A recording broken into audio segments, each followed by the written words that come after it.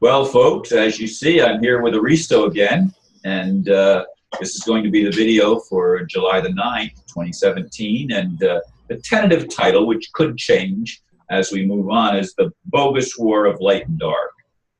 So, Aristo, you've introduced a title and a topic, so take it away. Hello, Rod. Hello, everybody. It's good to be here again. Well, I came here last night from a trip, and I had no clue what we would be talking about the next day. So I came upon an email, somebody sent me, like you do often, somebody sends you emails and they say, hey, this would be a good link to check out. And I did, and I had heard about this topic before. I thought about it myself. And it's a pretty esoteric type thing, maybe new agey if you want to express it that way. The reason I'm kind of talking derogatorily about things that are spiritual, new agey, or whatever, is because my Facebook page happens to, and cater to a broad variety of contradictory types of people. And mine too. So if I express an opinion agreeing, with like, they will, 10% will agree, 10% will call me an idiot, 90% will call me an idiot on any given topic. So it's basically, I agree with all of these people, all of them at once, on a few things. And so they say, oh, I like what you say, let me be your friend. But that's like 10% of what I believe in. The rest of the stuff is like contradictory, so a lot of times I get pissed off. I keep the same. Yeah, well, the flat Earth people really piss me off. I'm not even going to go into examples, because then you get into another topic altogether. Right. And I have to argue for this and argue. But there are topics that people are very passionate about that, I don't consider it the most important topic of the day, for example. But if I say something, obviously they'll get pissed off because that's their banner. Agenda. That's their, call it an agenda, call it their cross to bear, call it their, crusader thing, but, and that's fine. But I disagree with most of it. See, that's the thing. You go on your Facebook page with all these people who are your friends, and they vehemently, passionately are insulting you every day because they don't just disagree with you. They slam everything that you represent, what they disagree with. These idiots, these this, these pigs, these blah, blah, blah, they're destroying the world. I'm like, no, it's the opposite, So, and if you want to get into the nuances of a topic, then everybody gets, like one time I mentioned about the so-called establishment, the pedophiles, all of this. It serves us nothing to just kill them off. If you just kill them off out of revenge, saying it's justice, then a bunch more are going to pop up out of the woodwork. And it's like you don't deal with the problem. The problem is a disease, it's a malaise, it's the structure of society itself, it's the way people are accessing their emotions or not accessing their emotions, is the unhealth of humanity that nobody really, well, they do, they focus on it. But apparently there's all of these glitches, and people who have a part of the solution can't connect with people who have another part of the solution.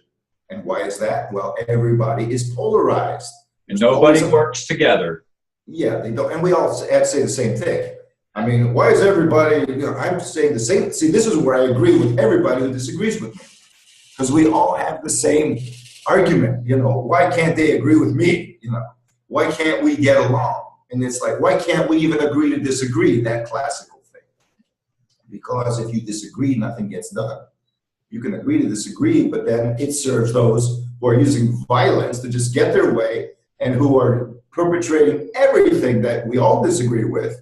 The polarization continues. Exactly, and the polarization continues. So this is a minor, subjective, social, realistic, down-to-earth, so to speak, version of the war between good and evil, because and it is relative, or light and dark. It is relative. But on the other hand, there is a psy-op going on that is so pervasive that I can't even tell, or people I know can't even tell. If it is a spiritual problem, if it's caused by archons, if it's just a social thing, is it just a way where human mindsets are? How pervasive is it? If you observe the situation deeply and intuitively, you'll notice that this is way beyond just human conspiracy type thing. It's like there's historical, precedents here. It's been going on forever. There's something going on that's more than just individuals doing shit. One thing that I like to refer to is Paul Levy's, borrowing of a Native American idea of the Wedigo, the spirit of psychopathy. And I do believe in non-corporeal existence. I do believe that, for example, life doesn't just have to be organic, molecular. It can be made of energy fields. It can be made of plasma. It can be made of gaseous organizations of gas, depending on the environment. I don't see why not, and it's not just inanimate matter organizing into a system like a computer. That model, I do not believe. And again, you say believe, and people say, what's the evidence? The evidence is if you enter into an altered state deep enough and sensitize your perception, shall we say, which most people do not. So I can't officially use that as an argument, but I'm saying that a lot of people who have done that will notice that everything is alive. First of all, it's a given that trees are alive. They're as alive as animals are. They just don't scream at you when you cut them. However, if you connect an EEG to them, they do have an electromagnetic disturbance that is, and if you're empathic, you can feel their pain. So, they're alive. Insects are alive. Microbes are alive. Yes, we know all that. But mountains are alive. The dirt itself is alive. Maybe the microbes in it. The air is alive. The atmosphere, the planet as a whole is alive. It's not just patterns moving around, self-organizing. It's the intrinsic nature of existence that is alive, and maybe proto-conscious or conscious, or I don't know, because again, you have viewpoints, and you have the extreme spiritual type viewpoint that says it's all self-determining consciousness, we are all one, or you have the materialist viewpoint that says it's all basically evolving from randomness into some kind of self-organizing something. There are many viewpoints. Now, we don't have to beat each other up over these viewpoints and in their details if we can find a place in the present moment of the now, of where we are, not where we were, where we came from, or where we're going, but where we are, where we can find common ground. We are standing on common ground. We are standing on this planet. Now, the deepest part of all of this, in my sense, if you want to make it archetypal, that deepest part is the alleged battle between good and evil, us and them, and it's not the same as our disagreements. The disagreements we all have, which may be fundamental. Because just because I believe in something doesn't make me good and the other person evil. It would be very immature of me to think that everybody who disagrees with me is evil. Even if they do a shitload. Some people do come from that position, unfortunately, or they do. I mean, what is evil, really? Think about this. There's somewhere I read, again, I don't come here with a sense of references and scholarly this and that, but basically whatever I remember off the top of my head, there's some kind of place where there's a statue of two hands, and it has to do with the Rothschilds and all of this. Basically the symbol or some Illuminati type thing. Basically you have an open hand and then you have a fist or something. The left hand basically is the one that forces the victims or the fish that we harvest or whatever our food. It's interesting because the left side where you have the fist is also the masculine side. The open hand is the feminine side. Exactly. Well, traditionally, the right hand is considered masculine because it's what we do things, and the left hand is considered feminine. Oh, but the right hand backwards? Maybe it's the left brain. Left brain, exactly. They're opposite. Exactly. Okay. But the thing, let's say you have the right hand path and the left hand path. Okay, in esoteric teaching, and the right hand path is the path of light and good and honesty and openness, and the left hand path is the path of darkness. Subterfuge, manipulation, selfishness. Some people say the right-hand path is service to others, and the left-hand path is service to selfishness, which is a whole other story. So you can call it light, dark, good and evil, selfishness, selflessness. You know, all of these things can be twisted and have been twisted. The point is that the way this quasi-mystical, I don't know what it is, symbolism sees it, is that the left path creates trouble. It's the bad cop and the good cop, basically. The bad cop creates trouble, causes fear, and creates a ruckus that sends everything to the open arms and the net of the right hand. And the right hand grabs it and then sets it into a tyranny for its own good. That's how probable reaction solution works as well. Manipulation. Exactly. So it just so happens that the person who was writing the article places this all in a context of, shall we say, what happens after death, for example. I mean, some people who have been of the dark side will go to some hellish zone where they will have to battle the demons and all of this. I mean, it's not everybody who suffers in hell, so to speak, in the so-called dark side punishment or karma zone. Some become so hardcore they get to be worse than the demons who afflict them, and then battle themselves and learn especially sorcerers who have learned stuff during life, and then they basically become masters of the dark side and get a bunch of perks. Then you have the masters of the light side, the sacred brotherhoods and blah, blah, blah, these guys who are basically following their own precepts and dictates. So the person who is able to be loyal there and be used there climbs the ladder and reaches a certain point where they can actually be one of the benefactors of the light party. So you got the dark, it's like two political parties, the light, the dark party. And so the purpose of the dark party is to create a mess, and the purpose of the light party is to clean up the mess. In the meantime, well, at least that's what we're told. That may be the illusion, but well, that's the pretense. Yes, the cleaning up of the mess actually is not a cleaning up. It is actually a feeding. It is basically the light part restricts you, doesn't let you feel, doesn't let you be free. The light is always restricting. It's always judging you. You see, but the thing is, then the other side comes and says, "Yeah, see, the light's a libertarian. It's a this, and so you go over to the dark side then." But it's like, no, that's the wrong light, and this is the wrong dark. Dark is simply the womb. Light is simply awareness. It is the activation. So when something activates, it becomes. Even the womb becomes luminous on its own when it activates. Only its light is warm and it's not piercing.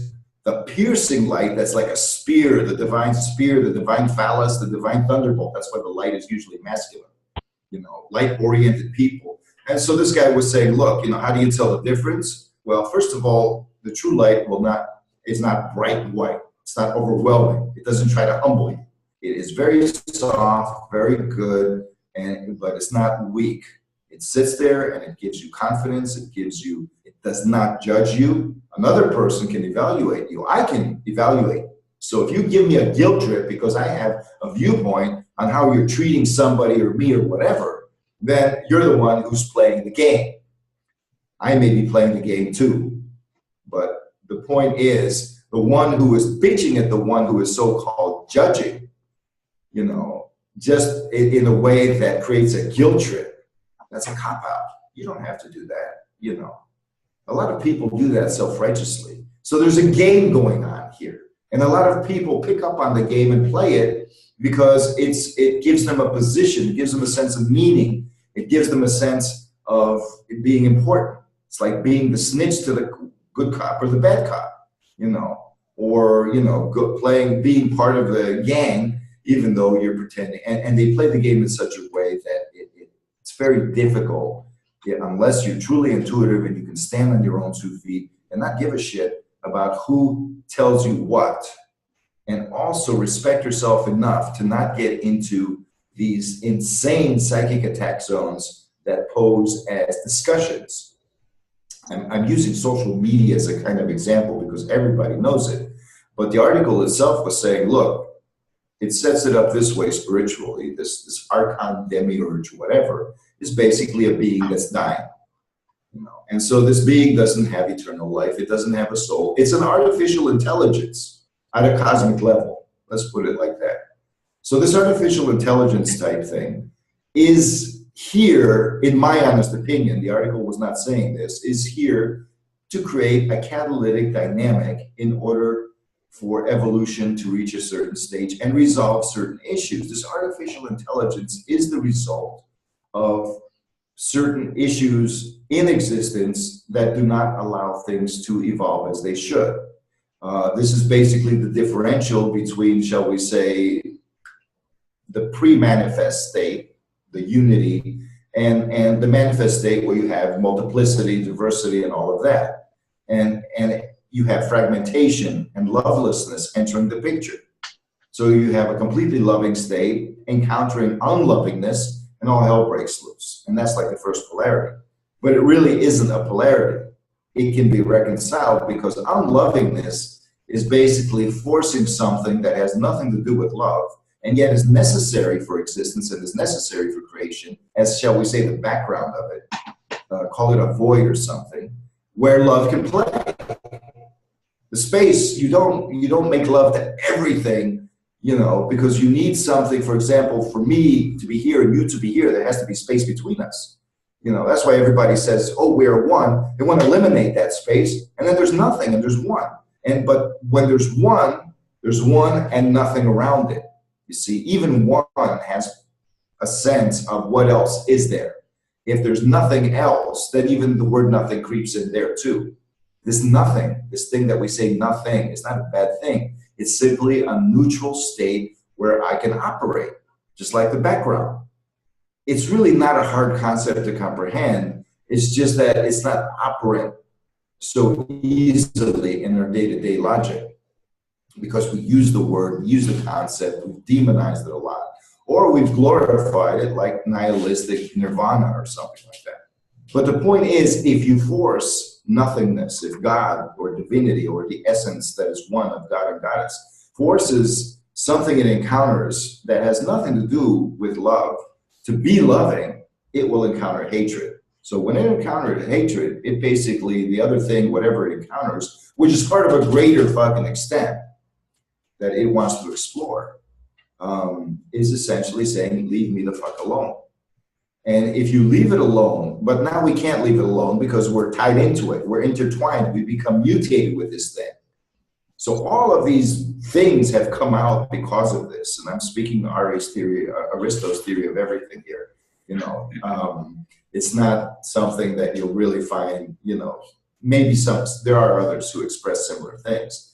But what I'm trying to say is that this whole demiurgic situation is the result of a primordial evolutionary, you know, I wouldn't call it a stumbling. I would call it something that happens along the way.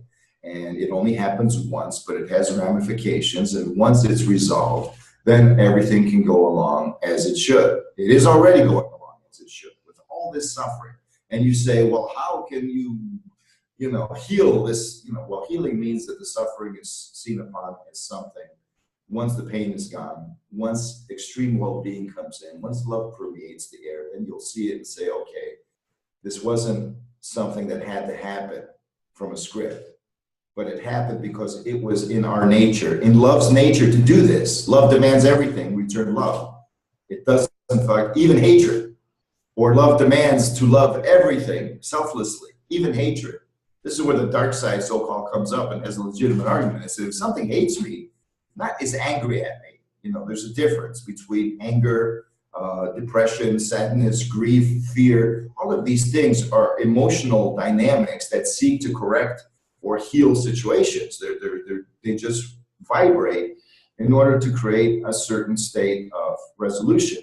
Hatred is different. Hatred is basically, you know, it's cold. It's not the rage type thing. It's not passion. This is the kind of hatred that the psychopath has without feeling. This is the hatred that worships death. Why would anybody worship death? They can't love death, so it's not really worship. They idolize death. It's an idolatry. It's different. Idolization. Death is a celebrity to the psychopath. That is not a lover. They might use sexual imagery with it and all kinds of crazy ritual stuff, but death is not a lover. So get into where, you know, basically to spiral dialectically, shall we say, around to the topic, the center of the situation is the demiurge is a result of a legitimate karmic dynamic in existence. And what the demiurge does is victimize us in soul beings, the planet, and then soul being, all life on the planet, which is true life from the very matter and everything. And this demiurge is a presence, and it's a parasitic presence. It sustains itself by drawing the life out of us. And it does so by creating scenarios where we will freely give that life. And so this person says, all you have to do is just say no. No, it doesn't work that way. My honest opinion. We have been so abused that we are so programmed that you have to just say no at depths that most people don't even know exist. I'm talking about deep subconscious levels, you know, and you access those levels when you access your emotional pain. When you feel grief, pain, trauma, fear, especially fear, then you access a state of being of where the trauma resides. And the emotion is telling you where you are. So in my honest opinion, again, your emotions are your guide. They are your eyes and ears. You're not just your sentiment. I'm talking about the felt sense, your shall we say, sensate awareness. Your energy sense is one thing. Your emotions are a response dynamic as well. So your deeper senses are intuitive, they're sensate, energy sensing, as well as your emotions themselves.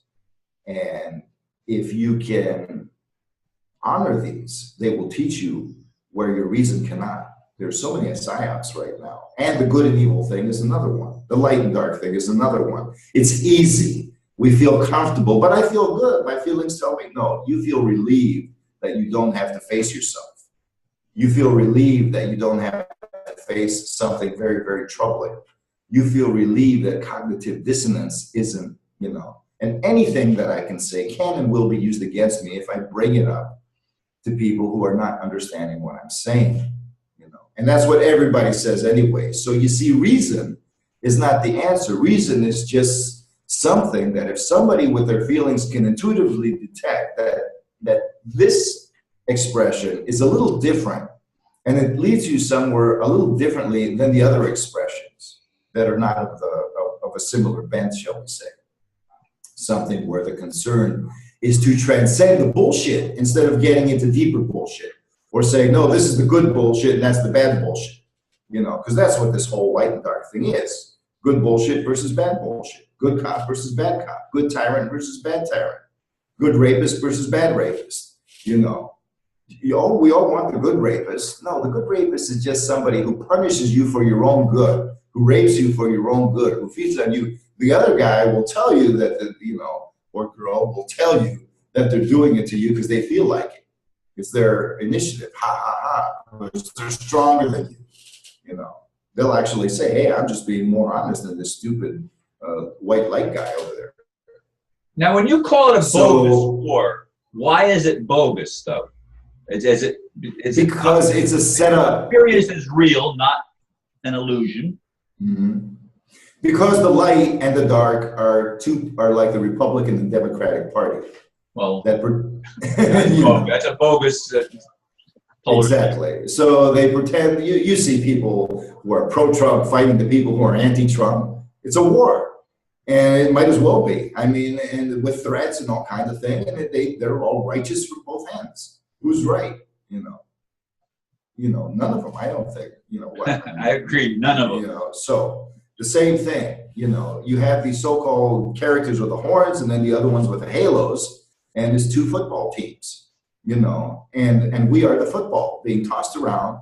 And this guy basically mentioned, the one who was writing the article, he said every night, and his version of it was every night, or her version, I don't even know the gender of some of these names, but anyways, this person had a dream where they were battling the forces of dark, you know, so they would go out, their astral body, and battle the forces of dark every night, and then come back and wake up dead tired, as if they had no sleep at all.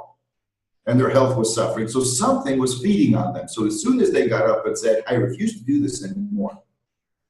I refuse. I know you're bogus. This is bullshit. I'm being tricked into fighting this war against the so-called dark forces. in order to be bled and fed and raped and I don't know what. And so I refused to do this. And from then on, this person was waking up feeling refreshed, energized, more purpose in their life, and basically a happy ending type of thing. So the thing is, your version of good, your heart, your love, and all of this may not be what the so-called white coats or white hats or white capes or white diapers, what they have in mind. It's like you join, you notice this, you have these ideals and you join this group of people who want to save the world, who want to redeem the planet, who want to save society, who want to do a gold standard or some other thing. And then you see that they're not quite doing what you want to do. They don't agree with you, or they're trying to manipulate you toward their end. No, we define good this way. Compromise here, do this there, and all of a sudden you see that you're a completely different person, working for them than what you had intended. You are being corrupted. You are working for somebody who might as well be the bad guy in your terms. And so and yet, it's like the whole thing with the ambassador. Let's say, oh, these psychopaths, blah, blah, blah. Oh, they really are friends. They're our servants, and they just went out of their way a little bit. They got a little greedy. We can't hurt them. We'll bring them back. We'll all be one big happy family. Why? Because we, the people, are the ones who are the real threat to them. All the rest is just bullshit. So you got the right arm and the left arm, Peter and Paul, and these guys basically play a game of catch with us in order to feed.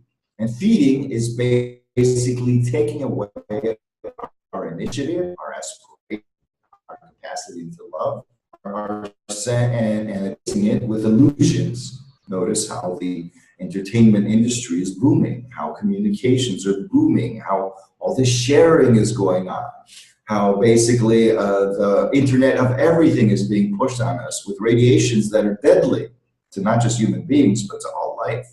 And so we are put in the situation where we are exposed more and more. And what happens is that one day, basically, they'll say, well, we're tired of this good and evil crap. We're just going to come out and say, no, we are your masters. We feed upon you. There is no, call us evil, call us good, call us whatever you want. We don't give a shit. We're not about that. We just want to eat you, and not in a good way, We just want to feed upon you. But at the same time, you see, what does a spiritual being? Spiritual beings don't feed. There is no food, you don't have to. It's all free. Energy is free. No, this being isn't really spiritual. This being is basically hateful against anything living because it's not alive, because what drives it is something else. And this something else needs to be, I don't know if I can say the word purged, but look, the love works in a certain way to anything that has feeling, anything that basically, even if it can't express love, even if it only expresses rage, but if it's completely dead inside, as long as there's a body again, the cells, they can be loving and all of that, they can be real. But as long as something is dead inside, we can actually open up to what true love is, the true non-judgmental essence, and bring it into our being. And we don't have to act insincerely. We don't have to act appropriately. We don't have to be in a way that is other people find nice and treat us nice. That's one of our fears. It's conformity. It's really not necessary, but anti-conformity is also not necessary. We need to look at every situation according to its own merit and discern it. And we can discern it through the basis of a different kind of voice. We can ask for that voice in our lives. This is not religious. It's not even spiritual. It's something every human can do, every human being has. It's a matter of becoming sensitive, okay? So there is a way out of this bogus war between light and dark, which can extend even after one releases the corporeal form, and especially affects our day-to-day life and humanity and society as a whole. So it's a pervasive concept. And the way out is, again, through, fortified with something different, beyond religion and all of that. Okay, that's what I wanted to say. Thank you once again for bearing with me, and namaste. Well, the way out is through. I like that. And yes, namaste. Thank you, Aristo.